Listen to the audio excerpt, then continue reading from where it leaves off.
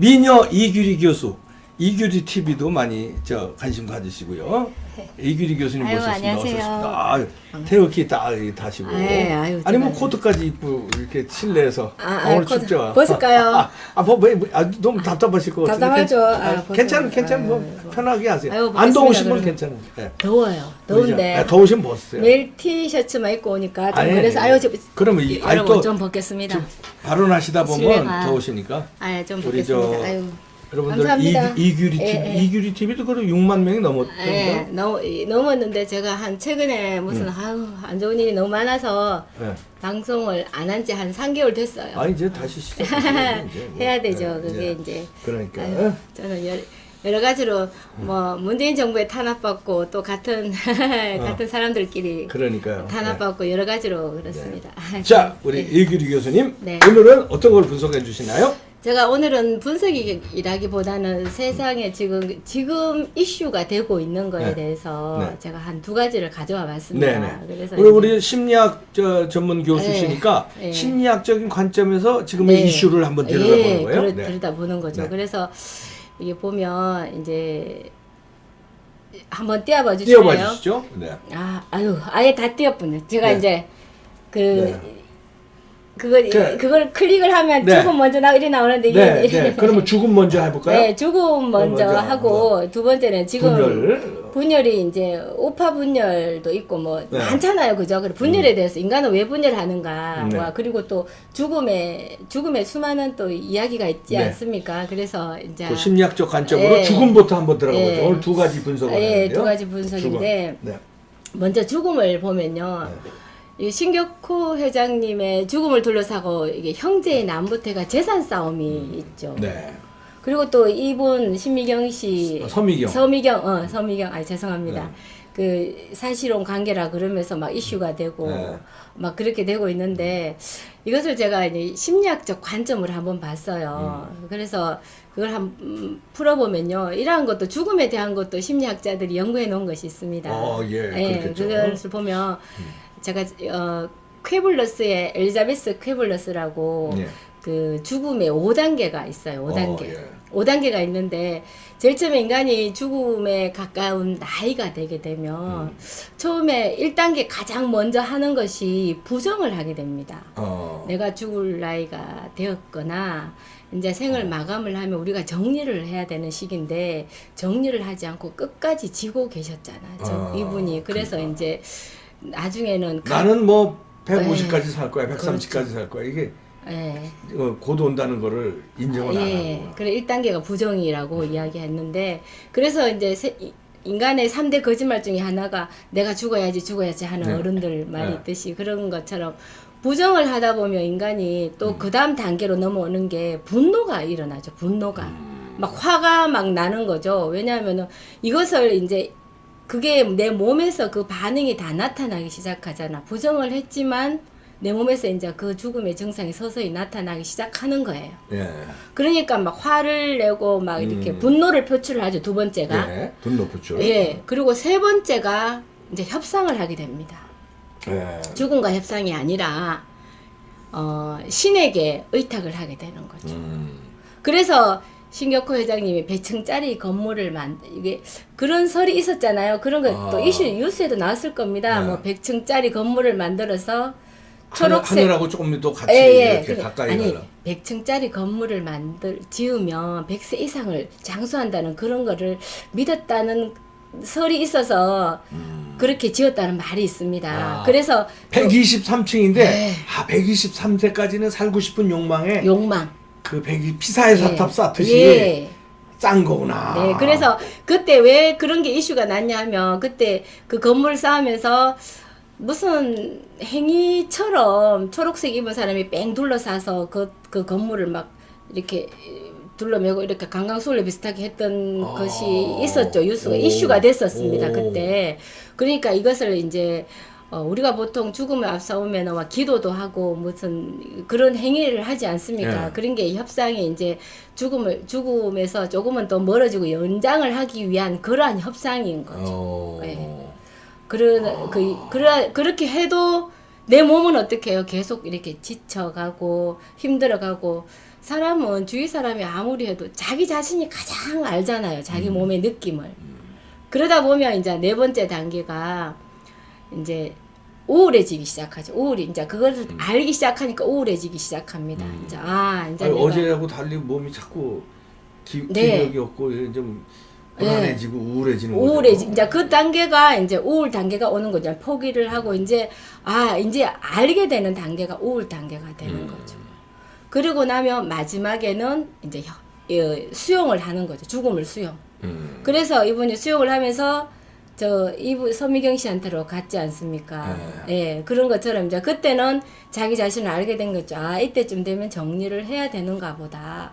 이러면서 정리를 하신 것 같아요. 그래서 이것을 이제 죽음의 엘리자베스 퀴블러스의 죽음의 5단계 대입해 보면 이분이 그동안에 어떻게 해 왔는지 거기에 대한 것이 이제 이렇게 대입이 다 되더라고요. 설명이 되네. 예. 그래서 처음에는 그저 부정을 했고 분노를 일으켰고 협상을 했고 그리고 난 다음에 우울하고 수용을 마지막 단계는 하셔서 이렇게 갖는 거고 그렇죠. 그런데 여기서 또 이제 형제의 난이 있었잖아요. 예. 형제의 난. 그래서 형제의 난을 보면 그래서 이제 왜 이 회장이 끝까지 이제 자기가 더 누리고자 그 첫째하고 둘째 그 사이에서 뭐 쟁탈전 그죠? 뭐 네. 주도권을 쟁탈하기 위한 그 과정에서 이제 끝까지 둘째 신동빈하고 이제 이렇게 하다가 첫째가 신동운가요? 신동빈 그다음 신동빈이 신동빈도 하여튼 첫째가 주식을 많이 사가지고 롯데 주식을 많이 사고 거기에 대해서 분노해서 있잖아요. 일본에 너는 있으라 그랬는데 그런 식으로 이야기를 해서 이제 회장이 분노를 쌓았는데 형제들이 둘 다 이거 회장을 내쳐버렸잖아요. 그래서 왜 항상 우리가 보면 대기업에는 보면 이렇게 돈이 많은데 서로 이렇게 아버지하고 부모하고도 쟁탈전이 있고 그러니까. 형제간에게도 쟁탈전이 있어요. 그래서 그것을 심리학적으로 한번 풀어보면요. 우리가 최초의 경쟁자가 형제거든요. 우리가 태어나서 어렸을 때부터 예. 뭐 예를 들어서 예. 뭐 하나 먹어도 좀 네. 경쟁이 되고 태어날 때 최초의 경쟁자가 형제고요. 그리고 남성의 최초의 경쟁자가 아버지예요. 그게 왜 아버지냐? 프로이트에 의하면 구강기를 거쳐서 아기가 구강기 때는 이제 큰아들이 신동주고 신동주예요. 둘째 아들이 신동빈이고 신동빈이죠. 둘째 아들이 이제 다 맡아서 하다가 그랬었는데 그런데 구강기 때 보면은 한 애들이 왜 입으로 모든 욕구 분출을 하잖아 아가야 때. 그리고 이제 12개월이 지나면 항문기로 넘어가는데 그때 이제 성격 형성이 돼요. 이제 배변 활동을 통해서 사회적 제재 현상, 그러니까 사회적으로 내가 해야 될 것 말아야 될 것을 이제 배변 훈련을 통해서 그때 그것이 이제 성격이 형성이 되는 과정이 되는 거거든요. 윤리적, 도덕적 그런 게 생성이 돼요. 그리고 지나서 남근기라는 것이 형성이 되는데 그때 보면 오디푸스 컴플렉스, 일렉트라 컴플렉스라고 생기게 되는데 남자의 이제 정체성이 이제 성립되는 거죠. 남자의 뿌리가 성립되는 거죠. 그렇죠. 그때 보면 오디푸스 컴플렉스 여러분 많이 들어보셨을 거예요. 아버지에게 경쟁하는 거. 엄마를 놔두고 서로 이제 최초의 경쟁자가 아버지인 거예요. 나도 아버지처럼 커지고 싶고 엄마의 사랑을 독차지하고 싶다. 그렇게 하는 거죠. 그러면서 이제 조율해 나가는 건데 그 오디푸스 컴플렉스가 어떻게 해서 최초로 이게 언어가 이러한 그것이 생겨났냐 하면 옛날 신화에서 신화에서 나오는 왕이 새로운 아들이 태어나면 왕이가 이제 불안한 거예요. 자기 아들이 태어나니까 왕이 자리가 불안해서 이 아들을 죽여버려라 그러면서 그 양치 힘이 그쪽으로 쏠릴 거 같아요. 좀 큰 다음에 항상 그런 우리나라 조선시대도 그렇고 그런 거는 있었어요. 그죠? 그래서 이게 아들을 양치기한테 너가 어떻게 처리해라. 본인이 직접 그래도 자식을 죽이지는 못하잖아요. 네. 그래서 보냈는데 그 양치기도 아기를 떡 죽이려고 보니까 너무 이쁘잖아요. 네. 너무 아름답고 자기가 죽이지는 못하고 그렇다고 왕의 명을 거역하지는 못하니까 끈으로 아기 발목을 막 매달아서 이게 묶어서 나무에 매달은 거예요. 네. 나무에 매달았는데 그 아들이 매달려 있고 이제 집으로 가버렸죠. 양치기는 네. 양치기는 가버렸는데 지나가는 농부가 나무에 매달려 있는 죽음 직전에 아기를 구했겠죠. 극적으로. 근데 아기가 나무에 매달려 있으니까 다리가 퉁퉁 부어 있는 거예요. 네. 그래서 오디푸스라는 것이 퉁퉁 부은 다리를 이야기하는 거예요. 그래서 그 애 이름을 오디푸스라고 지었어요. 네. 그런데 불길한 예감이 들죠. 네. 얘가 크게 성장을 했겠죠. 그러면 농가에서. 이제 나중에 왕자인 줄 알게 됐고.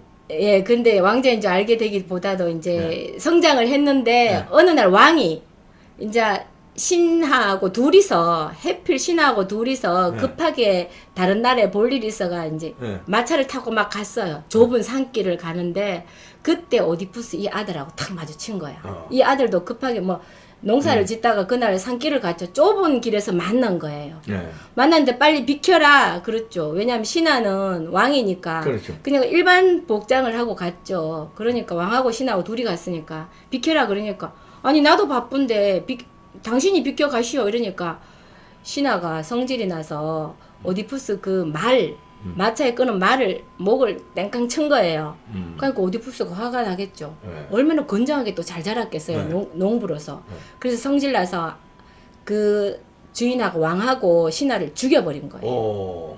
그 나중에는 그 사실을 알고 오디푸스가 자기 눈을 찌르고 방랑의 세계로 갔다는데 그래서 그게 오디푸스 컴플렉스라고 이렇게 말이 발전이 됐는데 여기 신동빈하고 예. 신동우 이분들도 보니까 신동주, 이분들도 아버지 엄마의 관계 이 자랄 때 남근기 시기에 예. 4세에서 5세잖아요. 네.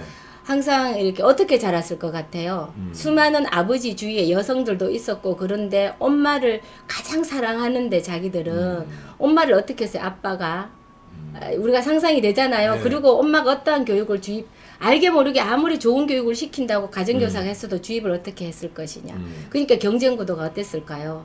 그래서 대기업에는 그럴 수밖에 없는 거예요. 대기업이 돈이 있으니까 여성을 한 분만 보는 경우는 우리가 돈 좀 있으면 남성들은 아무래도 보잖아. 뭐 이런 말도 있더라고요. 남성들은 뭐 어떤 여자 가장 좋아하세요? 뭐 새로운 여자 그 얘기. 예, 예쁜 여자. 예쁜 여자가 아니고 매일 새로운 여자를 좋아한대. 새로운 여자. 그건 일반적이고 그렇지 않은 남자들도 많다는 거예요. 예. 그 확률적으로. 저는 우리 마누라가 항상 오늘도 이쁘고 어제도 이쁘고 뭐 그제도 이쁘고 그렇습니다. 근데 우리가 항상 이야기할 때는 여러분 확률적으로 이야기합니다. 그래 보통의 이제 일반적으로 확률적으로 보면 그렇게 한다는 거죠. 그런데 인간의 심리는 항상 보면 영화를 선택하라 그래도 실명이 나올 때는 명작을 선택합니다. 그런데 조회수는 쾌락적인 것이 조회수가 더 왜 많을까요? 인간의 심리가 원래 양면성이 있습니다. 예. 실명을 거론하면. 예. 네, 그렇다는 거죠. 그래서 확률로 제가 이야기를 하는 거고요. 그게 나쁜 건 아니에요. 인간의 본성이기 때문에. 그래서 이런 부자들이나 돈 있는 사람들이 그렇게 할 수밖에 없다는 거. 지금 우리도 겪고 있지 않습니까? 뭐 엄마 등에 칼을 꼽아서 권력을 차지하려고 했다가 안방을 다 내놓은 형국이 되지 않았습니까? 지금 우리가 말하지 않아도 수식어로 붙은 배신자 수식어 두 분이 계시잖아요. 네. 그런 것처럼 항상 이렇게 힘이 있는 아버지가 힘이 있으면 아들은 항상 경쟁 구도예요. 그러니까 그 복종이고 존경이 내가 협상을 하는 거지. 근데 나보다 약한 아버지가 있으면 내가 효도를 하죠. 그럼 효도하잖아요. 네, 그렇게 된다는 거죠. 그렇네요. 그게 인간의 이제 심리적 발달 과정이나 심리상으로 그렇게 되어 있기 때문에 그렇게 할 수밖에 뭐 없다는 거죠. 그러네. 그래서 특히 뭐 이렇게 재산이 많았으니까 더 네. 그런 게.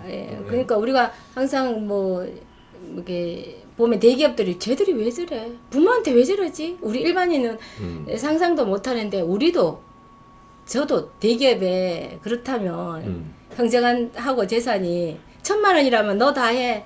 그래도 1억까지도 너 다 해 할 수 있어요. 동생한테, 남동생한테. 그래, 근데 100억이다.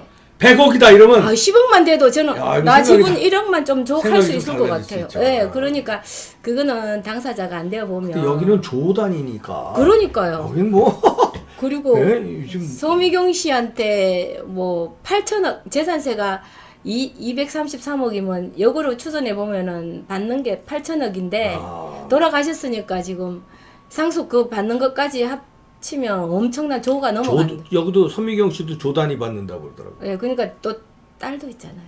네. 예, 그러니까 딸은 아직 얼굴이 공개 안 돼서 누군지 모른다 그러던데. 조단이. 아. 그러니까 오늘 상상이 손미경 씨 상상도- 저하고 동갑인데 아주 아. 저보다는 훨씬 예. 젊어 보입니다.